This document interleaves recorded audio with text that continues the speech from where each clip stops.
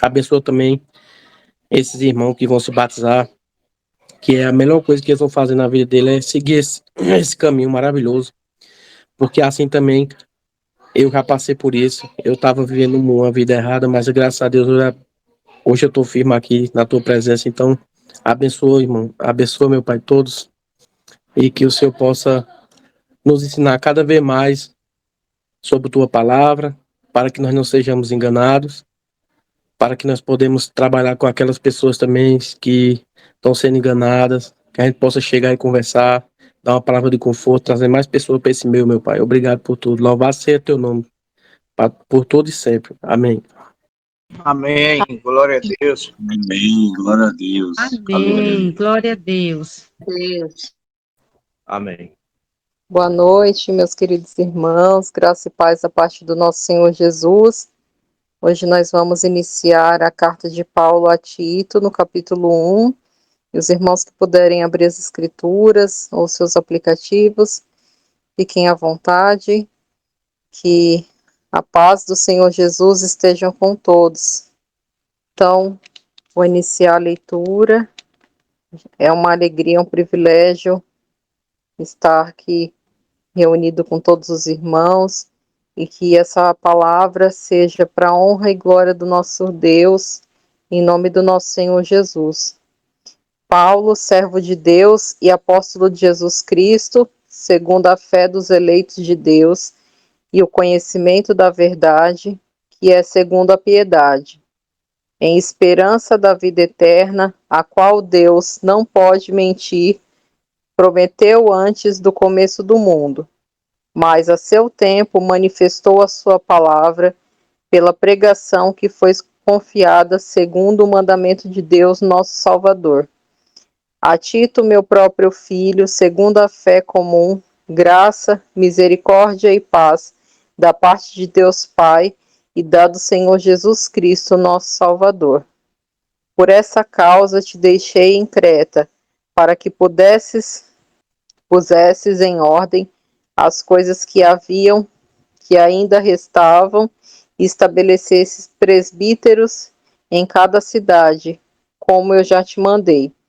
Aquele que for irrepreensível, marido de uma esposa, que tenha filhos fiéis, que não possam ser acusados de tumulto ou insubordinação, porque o bispo deve ser irrepreensível como administrador de Deus, não soberbo, nem iracundo, nem dado ao vinho, nem espancador, nem cobiçoso de lucro imundo, mas amante da hospitalidade, amante dos bons, sóbrio, justo, santo e temperante, retendo firme a fiel palavra que lhe foi ensinada, para que seja capaz, pela sã doutrina, tanto de admoestar como de convencer os contradizentes. Porque há muitos desordenados, faladores e enganadores vãos, principalmente os da circuncisão, aos quais convém tapar a boca, homens que destroem casas inteiras, ensinando coisas que não convêm, por causa da ganância do lucro. Um deles, seu próprio profeta, disse: os cretenses são sempre mentirosos, bestas ruins, ventres preguiçosos. Este testemunho é verdadeiro, portanto, repreende-o severamente, para que sejam sãos na fé, e não dando ouvidos às fábulas judaicas, nem aos mandamentos de homens que se desviam da verdade. Para os puros, todas as coisas são puras, mas para os contaminados e infiéis, nada é puro. Antes, até a sua mente, a sua consciência estão contaminadas. Eles professam que conhecem a Deus, mas com as obras o negam, sendo abomináveis e desobedientes e reprovado para toda boa obra. Amém. Amém. Então, Paulo, ele inicia essa carta com essa bela mensagem e se apresenta como um servo de Deus e apóstolo de Jesus Cristo, para levar os eleitos de Deus à fé e ao conhecimento da verdade que conduz à piedade. Então, ele sempre se apresenta como um escravo, como um servo, alguém que estava ali para servir na obra de Deus. E, nesse caso, ele precisava, né, ele estava ali para levar a verdade até os eleitos de Deus. Ele queria que fosse difundida a fé e esse conhecimento da verdade que hoje nós temos aqui ao nosso alcance. E ele disse que esse conhecimento, ele conduz, ele nos leva à piedade. E a palavra piedade, ela significa a demonstração de amor ou de afeto pelas coisas de Deus, a verdadeira devoção. E também a compaixão pelo sofrimento de uma pessoa, ou seja, a misericórdia. É a virtude que possibilita oferecer a Deus o culto que ele merece. É ter o zelo, o amor pelas coisas dele, pelas coisas do alto. E a palavra piedade, de certa forma, ela remete também ao primeiro e grande mandamento, conforme descrito por Jesus em Mateus 22:37, quando nosso Senhor disse: amarás o Senhor teu Deus de todo o teu coração, de toda a tua alma, de todo o teu pensamento. Este é o primeiro e grande mandamento. E o segundo é semelhante a eles: e amarás o teu próximo, como a ti mesmo. Então, piedade é o amor a Deus e ter zelo pela sua obra. E a principal obra do Criador é o homem. Então, o amor ao próximo, ele vem em sequência do amor a Deus. E quem era Tito, esse que Paulo se dirigiu? Tito, ele era um seguidor grego de Jesus. Foi também durante anos um colega de trabalho e companheiro de viagem de Paulo. E ele ajudou Paulo em várias situações difíceis, e Paulo ele deu a Tito essa tarefa de ir até Creta, que era uma grande ilha na costa da Grécia, para restaurar a ordem de um conjunto de igrejas domésticas. Então, essa cidade era uma cidade conhecida na época, na verdade era uma ilha onde tinham várias cidades, né, na Grécia. E nessa cidade ela tinham várias igrejinhas domésticas, né, várias comunidades cristãs, elas haviam se formado. E Paulo, ele pediu para que Tito se dirigisse até essa ilha de Creta ou Creta e fosse ver, né, como estava essas comunidades. Essa cultura cretense era conhecida na antiguidade, né, e uma das palavras gregas para mentiroso era cretismo. Então, essas pessoas desse lugar, elas não tinham uma boa fama. Ser um cretense era ter a fama de ser uma pessoa traidora e gananciosa. A maioria dos homens dessa ilha trabalhavam como soldados mercenários, e as cidades eram conhecidas como cidades inseguras, cheia de violência e corrupção sexual. Ela era uma ilha estratégica, cheia de portos que serviam a diferentes cidades do mar Mediterrâneo. E assim Paulo viu um lugar estratégico para pregar o evangelho. Então, essa cidade, ela não difere muito de muitas capitais e muitas cidades litorâneas, né? Cidades onde tem portos do nosso país mesmo, por exemplo, que elas são cheias de pessoas que têm fama de ser traidores, gananciosos, né? E é uma cidade cheia de violência e corrupção. Então, pegando nos dias atuais, não mudou muito, né? Das cidades, das grandes cidades. E com o tempo, essas igrejas domésticas, essas pequenas comunidades cristãs, elas ficaram sob a influência de líderes cretenses corruptos. Então, pessoas desse mesmo lugar, eles acabaram sendo o líder dessas pequenas comunidades, dessas pequenas igrejas. Mas se as pessoas desse lugar eram, em sua maioria, pessoas gananciosas e traidores, elas com certeza não seriam bons líderes e também trariam más influências para os cristãos, e era isso que estava acontecendo. Eles se diziam cristãos, mas estavam arruinando as igrejas. E Paulo chamou a Tito para ir lá e resolver essa situação. E ele então escreveu essa carta com as instruções. Ela traz conselhos simples e que devem ser seguidos pelos líderes e pela comunidade. E ele inicia nesse capítulo com uma mensagem de esperança sobre a vida eterna. Uma vida que agora está disponível para todos a partir de Jesus.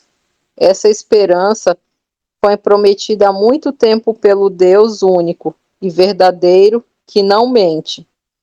Um dos grandes problemas das igrejas de Creta eram que o povo tinham entendimento sobre Jesus, né? Eles entenderam a mensagem de Jesus, eles conheceram e aceitaram Jesus. Mas o problema é que eles carregavam muitos costumes sobre a cultura e principalmente a mitologia grega, que era cheia de histórias e fábulas, e principalmente sobre Zeus, que era o deus principal para o povo grego, né, o povo pagão. Na cultura, eles acreditavam que Zeus havia nascido na ilha de Creta, e eles gostavam de contar e repetir várias histórias sobre a mitologia e sobre o caráter dissimulado de Zeus, que seduzia mulheres e mentia para conseguir tudo o que queria. Então, eles tinham entendido a mensagem de Jesus, eles aceitaram Jesus, porém, eles não conseguiam se desprender desses costumes culturais que eles carregavam, né? Principalmente sobre Zeus, porque a história contava que Zeus tinha nascido nesse lugar, né? Nessa ilha. Então era uma coisa que a todo momento eles estavam falando sobre isso. Só que esse Zeus, Paulo, ele deixou claro que o Deus revelado através de Jesus, ele é totalmente diferente de Zeus. O nosso Deus, o Altíssimo, é fiel e verdadeiro, e da mesma forma, o modo de vida cristão, ele deve seguir o mesmo padrão, porque do mesmo modo, esses seguidores de Zeus e dessas mitologias, eles tinham essa cultura que Zeus era um enganador e Zeus era um mulherengo, né? Ele tinha várias mulheres, ele seduzia e ele conseguia tudo o que ele queria através de mentiras. E Paulo, ele também tinha essa preocupação de separar esse conhecimento precioso de Jesus e de Zeus de todas essas mentiras de mitologia e essas fábulas, e mostrar que o nosso Deus, ele é fiel e ele é verdadeiro. E da mesma forma que Deus é fiel e verdadeiro, ele também pede que quem acredita nele mude o seu modo de vida, sua forma de viver. E o cristão, ele deve seguir esse padrão de verdade e de fidelidade à palavra de Deus. E isso era uma transformação na vida desses cretenses, né? Então era um desafio, não era nada fácil. Uma vida totalmente desregrada, né? E quando eles conheceram esse verdadeiro evangelho, eles tinham que sofrer essa transformação em todos os aspectos da sua vida, principalmente esse aspecto cultural. Então Tito, ele tem essa missão de nomear novos líderes para a comunidade. Então esse desafio que Paulo deu a Tito era uma missão, era um desafio muito grande, porque ele foi até essa ilha para retirar esses falsos líderes e tinha a missão de nomear novos líderes. Então, com certeza não foi fácil a missão de Tito.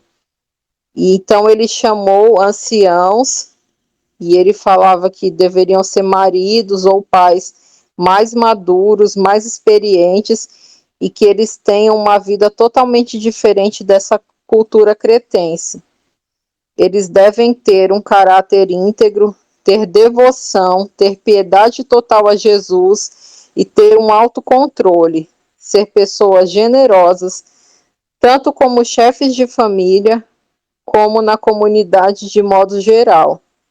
E esses líderes, eles têm o dever de ensinar as boas novas sobre Jesus em substituição aos líderes corruptos, que precisam ser confrontados.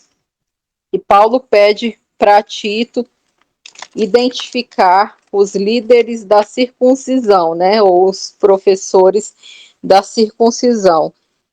Em outras palavras, Paulo pediu para que Tito identificasse quais eram esses cretenses judeus que diziam, né, se diziam ser seguidores de Cristo, mas como em Gálatas, essas pessoas elas exigiam que os cristãos não judeus fossem circuncidados e seguissem as leis e preceitos judaicos, se desejassem ser seguidores de Cristo. Então eles colocavam essa imposição. Eles se diziam cristãos, mas na verdade eram cretenses judaicos, então eles misturavam essa cultura grega com a cultura judaica e ainda colocavam várias imposições e preceitos em cima daquelas pessoas que queriam seguir a Cristo. Então Paulo diz que eles são obcecados por mitos judaicos e mandamentos humanos. E para completar, eles estão na liderança da igreja, apenas para ganhar dinheiro. E assim Paulo faz uma citação de um antigo e conhecido poeta cretense. Epimênides era o nome desse poeta. Ele foi muito franco e honesto e ele falou sobre o caráter do seu próprio povo. Ele disse que os cretenses são sempre mentirosos, bestas, ruins, glutões e preguiçosos, conforme está no versículo 12. Eles ofuscam as linhas retas entre o verdadeiro e o falso, entre o bem e o mal. Estão nisso apenas pelo dinheiro e dizem conhecer a Deus. São desmascarados pelo seu estilo de vida. Confessam que conhecem a Deus, mas negam-no com as suas obras, sendo abomináveis e desobedientes e reprovados para toda boa obra. Então, tudo isso que Tito estava enfrentando com esses falsos líderes não é muito diferente do que a gente tem visto com os falsos líderes de hoje. Então, nesse tempo também, eles misturavam, né, ofuscavam as linhas entre o verdadeiro e o falso. Então, ele colocava algumas coisas que eram verdadeiras junto com coisas falsas, misturavam o bem e o mal. E eles estavam nisso não pelo amor a Cristo, mas sim somente pelo dinheiro, né? Exatamente como os falsos pastores de hoje. E Paulo falava que era fácil desmascará-los pelo seu estilo de vida, porque eles se diziam cristãos, seguidores de Cristo, mas tinha um estilo de vida totalmente diferente com aquele que foi pregado por Cristo. E no Evangelho de Marcos, no capítulo 2, no versículo 23 a 28, Jesus, ele se coloca diante de pessoas que pensam e agem diferentemente deles e dos seus discípulos. Seus adversários são fanáticos pela tradição, possuem um zelo religioso obsessivo, que pode levar a extremos de intolerância. Em tudo o que fazem, sente-se como que inspirados por algo divino. No seu zelo excessivo, tornam-se intolerantes em matéria, principalmente religiosa, e quem não o segue logo deve ser eliminado. Então, isso são pontos trazidos por Jesus, que está em Marcos, que nós devemos observar. Esse zelo religioso que é obsessivo e que todo aquele que não segue exatamente tudo aquilo que é falado, todos os rituais religiosos, eles devem ser eliminados, né? Eles não ensinam conforme a palavra de Deus, mas sim como os preceitos de homens. E Marcos fala que Jesus e seus discípulos, eles estavam passando por uma plantação de trigo em um dia de sábado. Os discípulos, eles começaram a colher espigas, e ao verem isso, os fariseus correram e logo falaram para Jesus: olha, porque eles fazem isso em um dia de sábado que não é permitido. Diante desse questionamento, Jesus não se conteve e relembrou-lhes as Escrituras. Por acaso nunca lestes o que Davi e seus companheiros fizeram quando passaram necessidade e tiveram fome? Como ele entrou na casa de Deus no tempo em que Abiator era sumo sacerdote, comeu os pães oferecidos a Deus e os deu também aos seus companheiros? No entanto, só aos sacerdotes é permitido comer esses pães. E acrescentou: o sábado foi feito para o homem, e não o homem para o sábado. Portanto, o Filho do Homem é Senhor também do sábado. Um olhar superficial, ele pode parecer que Jesus rejeitou as antigas tradições de Israel. No entanto, quem lê os evangelhos sabe que não é assim. Ele disse certa vez: não penseis que vim abolir as leis e os profetas. Não vim para abolir, mas para cumprir. Quem desobedecer um só destes mandamentos, por menor que seja, e assim ensinar os outros, será considerado menor no reino dos céus. Porém, quem os praticar e ensinar será considerado grande no reino dos céus, conforme está em Mateus 5:17. Então, por que Jesus reage com tanta seriedade diante das palavras dos fariseus e dos chefes religiosos de Israel?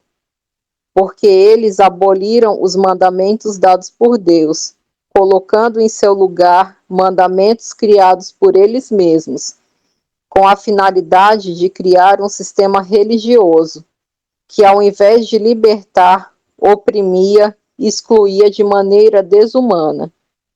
Ao fazerem isso, eles mantinham um povo com rédeas curtas.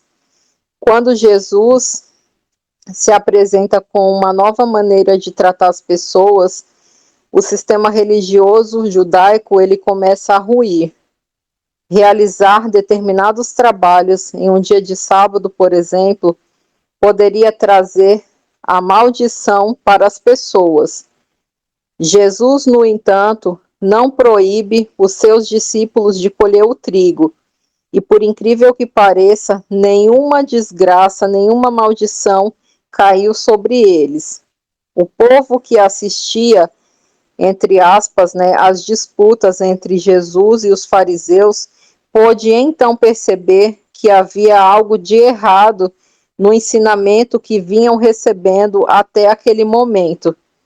A maldição e a desgraça não vinham de Deus, mas do próprio sistema que escravizava e não deixava que o reino de Deus se implantasse mediante as ações de Jesus.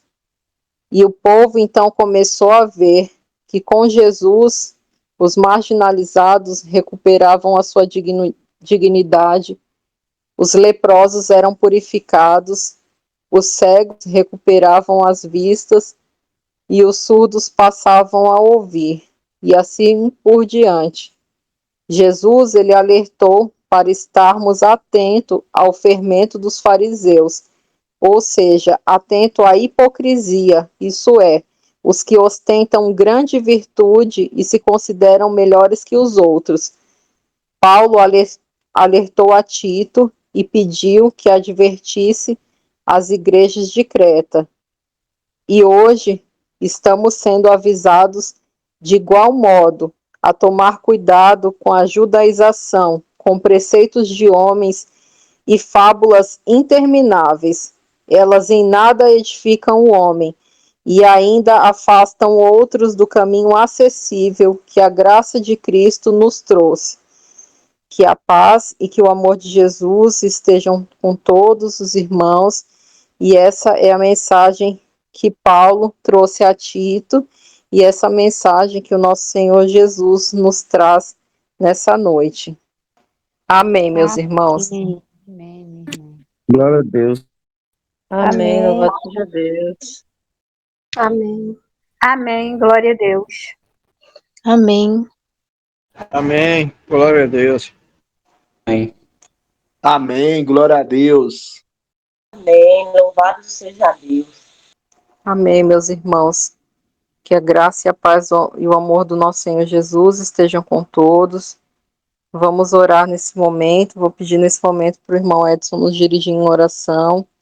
E eu espero que todos fiquem na paz e na graça de Jesus e que nosso Senhor ele tenha sido honrado e glorificado com essa palavra de hoje. Aqueles que se puderem colocar de joelhos. Nosso bom Deus, nosso Pai, em nome do seu Filho Jesus Cristo, peço bênçãos e graças e proteção a todos os irmãos do grupo, todas as famílias, para nossos pais, para os irmãos que vão se batizar. Que nosso Senhor conduza eles pelos caminhos retos, que o Senhor possa tirar todo e qualquer mal que estiver perto, a querer prejudicar. Que o Senhor nos conduza sempre para o caminho correto, Senhor. Te agradeço por tudo que o Senhor faz na nossa vida, na vida da minha família, na vida dos nossos irmãos. Que o Senhor proteja, guarde nossos filhos, nos dê graças. Te damos graças, te damos glória. Te agradeço, Senhor, por tudo, para a honra e glória de nosso Senhor Jesus Cristo. Amém. Amém. Glória a Deus. Amém. Deus. Amém. Glória a Deus. Amém. Glória a Deus. Amém, glória a